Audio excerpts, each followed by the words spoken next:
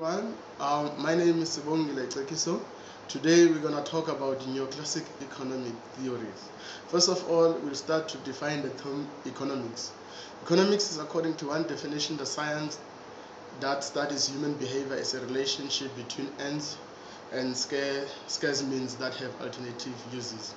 Therefore, neoclassic economic theories pursue this by means of supply and demand models that determine price based on the subjective preference of producers and consumers.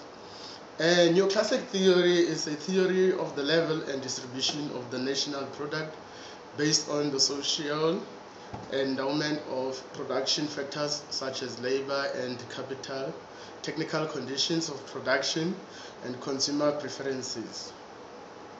And when we go further in defining the term itself, it begins with the proposition that the economy is comprised of rational self-interest individuals, consumer, that is, your interest individuals means consumers and firms, who maximizes their utility through voluntary exchanges in markets, and when free from external interference, produce an equilibrium. If we go further, we would like to find out who were the theorists behind this or who introduced this. Historians of economic thought generally consider the great British economist with the name of Alfred Marshall the father of neoclassic economic theory. The term was originally introduced by Thorstein Veblen, and other contributors to this theory was Leon Walras and Vilfredo Pareto. Just to give a little background on the history of the theories themselves who discovered the term, I'll first start with Alfred Marshall, who was one of the most influential economists of the time. His book, The Principle of Economics of 1890, was the dominant economic textbook in England. It brings the ideas of supply and demand, marginal utility, and cost of production into a coherent world. He is known as to be one of the founders of economics.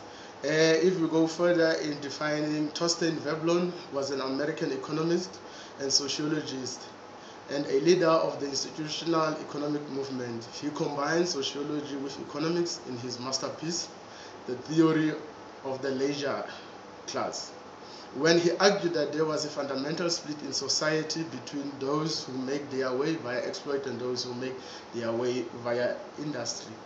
And then Leon Walras was a French mathematical economist. He formulated the marginal theory of value and pioneered the development of general equilibrium theory. Vilfredo Pareto was an Italian engineer, sociologist, economist, political scientist, and philosopher. He made several important contributors to economics, particularly in the study of income distribution in the analysis of individuals' choice. Then, when was the term discovered or conceived? Neoclassic economic theory was developed at the end of the 19th century and the beginning of the 20th century.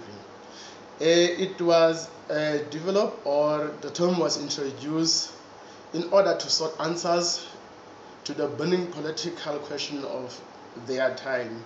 That was in the 19th to the 20th century. The issue that neoclassic dealt with was the distribution of power between industrialists and workers.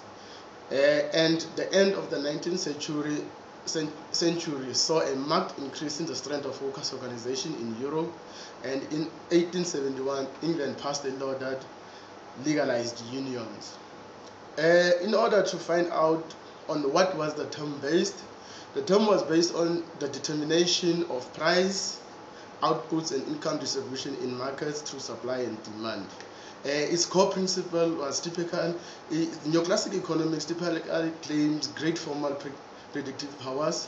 It seeks to promote efficiency and wealth maximization, and it tends to ignore distributional effects, favors market solution, and has a strong individual based.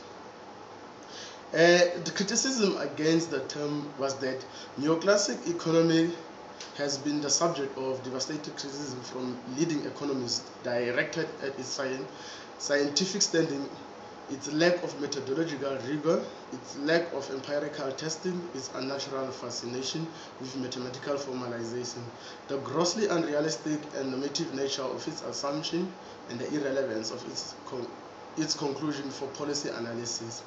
According to Hayek, a member of the Austrian school and an opponent of neoclassic economics, criticizes the scientific standing of economics in his Nobel Peace Prize acceptance speech in 1974 that market processes were so complex that the knowledge of them by the economists was incomplete and virtually impossible to measure. Thank you.